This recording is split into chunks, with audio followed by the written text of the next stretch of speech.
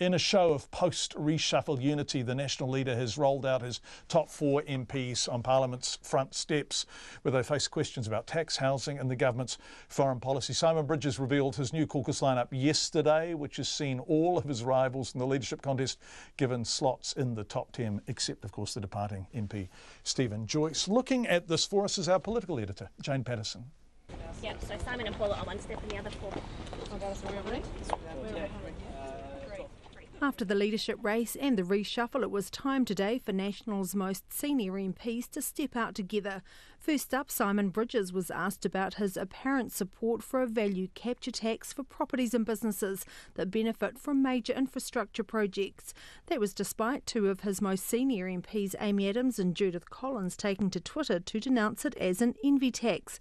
While he initially welcomed the proposal flagged by the Finance Minister at the weekend as innovative, this afternoon Mr Bridges took a different view. What we don't agree with and what we will never accept is taxing individual homeowners in the way that he seems to be talking about. That was never something we were going into, and it seems to me that what he's clearly trying to do is tax individual homeowners. And he was asked about his description of his MP Chris Bishop, and this comment he made while talking to the media after his reshuffle announcement. There's plenty of room and time for a relatively young white man like him to come through and to show us what we've got. Mr Bridges queried whether he had said young white man. He concluded if he had, it made little difference. I'm sure I was not talking about his ethnicity. What I was trying to say, and I'll go back and watch the tape, I think we're probably going to agree to disagree on that, is that this is a really talented guy. He's a young guy, he's got the time to prove himself. Then it was on to housing, where Judith Collins was asked whether National is in any position to criticise the government on this issue, given it spent 9 years in government.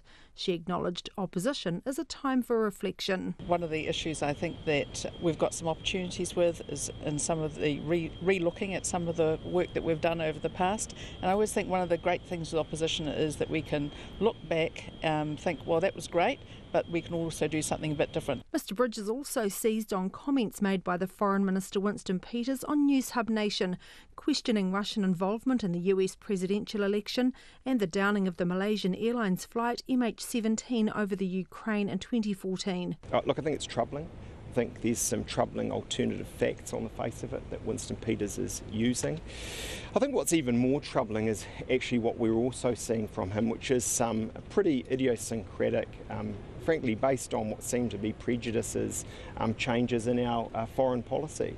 Around China, a much more sceptical tone, and then in relation to Russia, I think effectively a much more supportive tone. The Prime Minister Jacinda Ardern says Mr Peters was speaking in the context of trade deals and being treated fairly. The government has agreed to work towards an FTA with Russia, Belarus and Kazakhstan, but Ms Ardern says the EU is New Zealand's priority and she's not worried by the comments. The reason I have no concern is because the context in which he's discussing this issue is simply around New Zealand's access relative to other countries, and of course, as I say, we are prioritising the EU FTA. Jacinda Ardern would not be drawn on whether she agreed with Mr Peters' views on the US election or the MH17, except to say that with regard to the latter, it's indisputable the missile was Russian-made, but exactly who was responsible has yet to be determined. From Parliament for Checkpoint, Jane Patterson.